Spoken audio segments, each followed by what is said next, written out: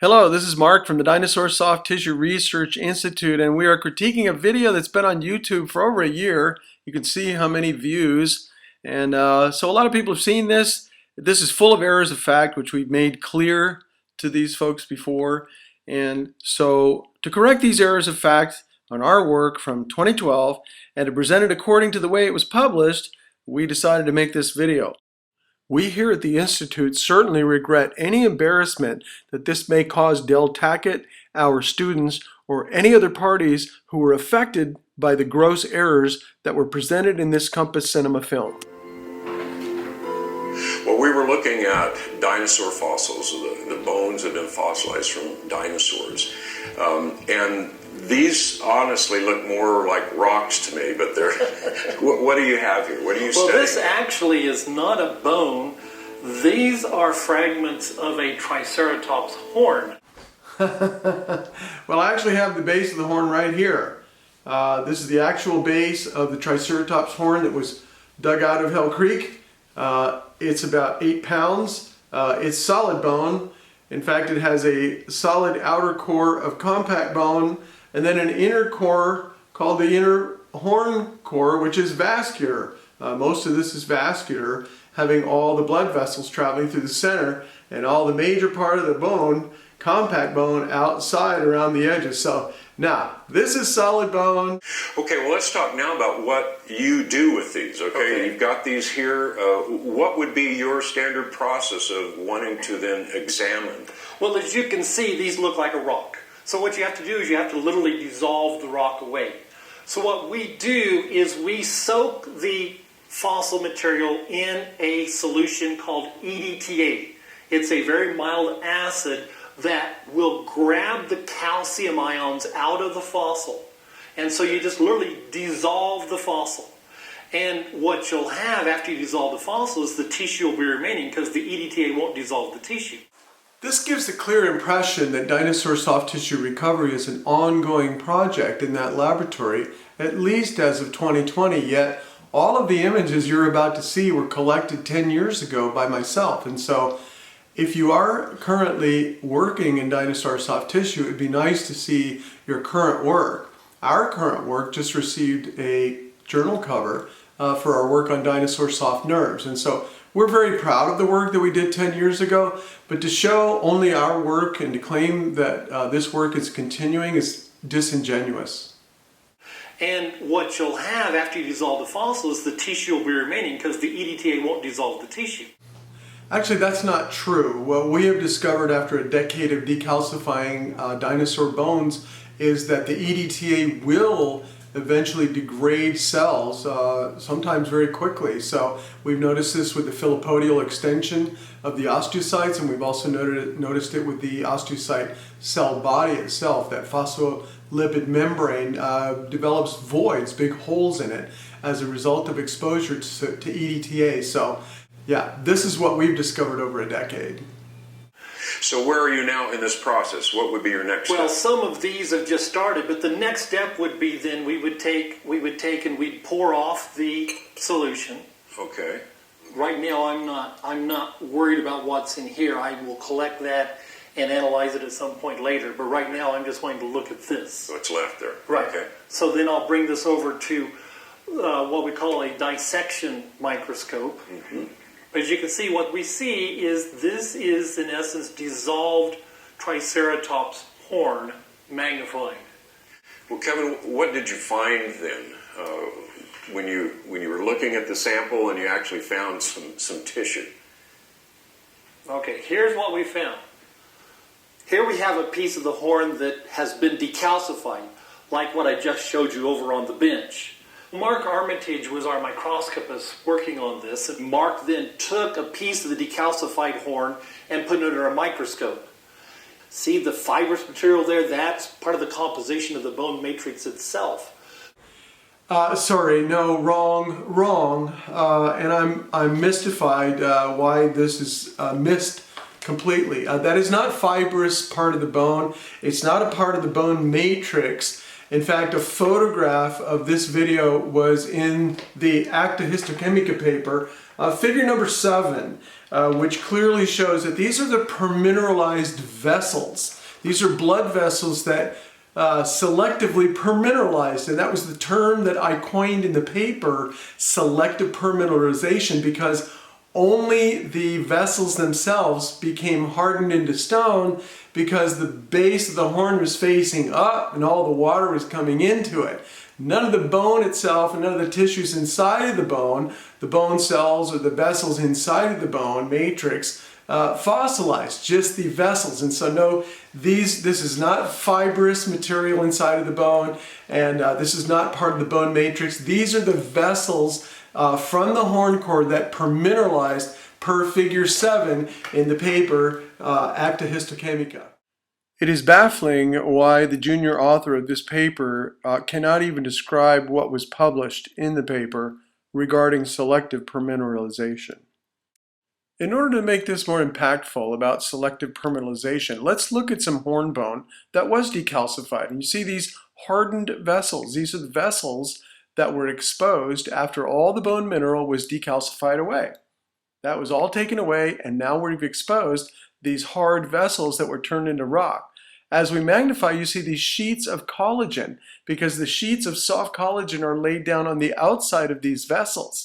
And if we magnify even more, you will begin to see the stunning nature of the delicate preservation of these cells. This is about 9,000 power. And we can go on up all the way to 17,000 power. You can see the delicate and amazing structural preservation of these soft tissues. We have liberated these cells into solution, and we have shown that they're flexible, bendable, moldable. So this point of selective permineralization is so important. That's why it was written up in the paper. And if you look, see, this is dissolved away. This would be the interior of the horn, and you can see all the detail that would be left in there after you take the calcium away.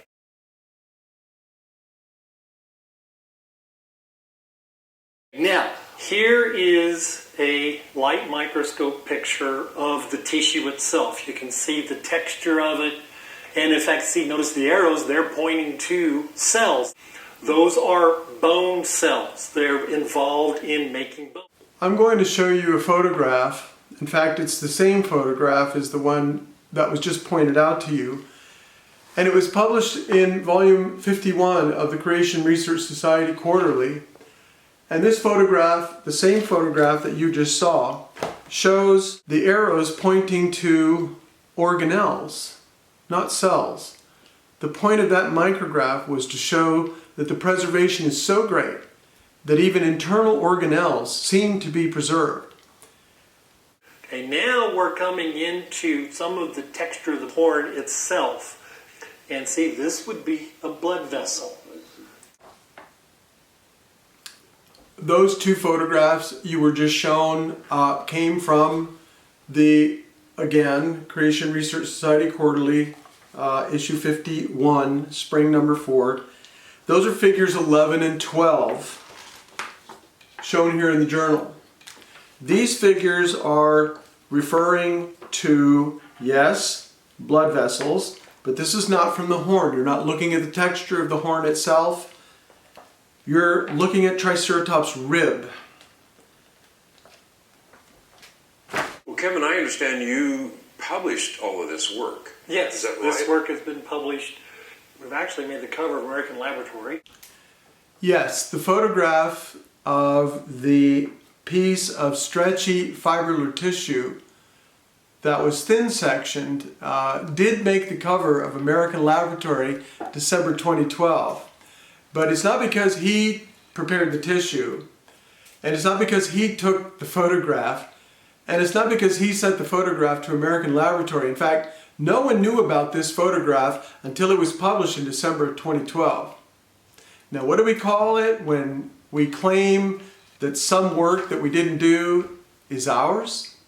Now, Mark then was able to extract some very thin layers of elastic material away from the inner core of the horn. thin layers of elastic material? No, wrong.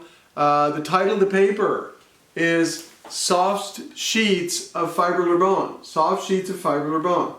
That's what was found. And so to call this just some kind of thin elastic material really minimizes the work. There's so many world firsts here, which we're going to describe in a second. But he didn't have to decalcify the horn in order to do this. You can see it's stretchy, it's flexible. In fact, look, notice, see how it's stretching? It's stretching almost to twice its original size of what it was. See, this again is original dinosaur tissue that he's peeled directly from the fossil. There was no decalcification that he did first. See, this is how accessible this tissue was. He didn't have to remove any fossilized bone to get to this tissue. There's a lot to correct here. Number one, peeled directly from the fossil. First of all, even though this is technically a fossil because it was in the ground, it's not fossilized, it's not rock. And so the thing that we need to remember is that this was bone, it was still bone. And so I didn't really peel it directly from the fossil, although I did peel off the bone, and but it had to be processed. It had to go through fixation and rehydration. So it's kind of disingenuous to say that it was just peeled off the bone and put it in the microscope. No, that's not how it happened. It is true I did not have to decalcify, but I had to do fixation and rehydration. These tissues later went through freezing on a cryostat. And then I thin sectioned them. And that's what appeared on the cover of American Laboratory. So it's a little bit disingenuous to say, yeah, I just peeled it off the bone and threw it under the microscope. No, that's not how this works. Finally, he states we did not have to remove any fossilized bone. That's not correct. We did have to apply pressure fracture to fracture the horn open and remove the compact bone. Remember I showed you around the outside. That had to be removed in order to find the layers underneath that. So it's not true to say that no bone was removed to find these layers, because there was bone removed. We also published in a journal called ACTA Histochemica, and that's a more technical article. It goes through and explains then what we did, how we processed the horn, and then of course draws some conclusions from that. Particularly the conclusions are that even though it's a horn, which is different from a bone, it still had tissue. We've already shown that the Triceratops horn is a bone. But what is being missed here is that this is not just a technical article. This is a scientific paper published in an international journal. The reports of this paper are not being discussed. He is not presenting the results of this paper. This paper had so many world firsts. Nobody's ever asked me, Mark, are you proud of the work in the Acta Histochemica paper? And I would have to say, I'm very proud. It has many world firsts in it. It was the first brow horn of a Triceratops to ever find dinosaur soft tissue. And it found it all, folks. In addition to nerves and vessels and cells, it found stretchy sheets of soft fibrillar bone caught in place before it became permineralized into bone. It's a world first in many respects. I'm very proud of this article. It talks about and demonstrates selective permineralization, which has never been discussed before, where part of the bone can be permineralized and the rest is left completely soft. So no, let's report accurately the results of this paper, or let's not talk about it at all. I just want to take a moment to tell you why we're doing things the way we're doing at the Dinosaur Soft Tissue Research Institute, because we're an institute. We're a 501c3, and we give everything away. We're not a sales organization, therefore we're not driven by marketing goals or sales goals or any goals such as that, any monetary goals whatsoever.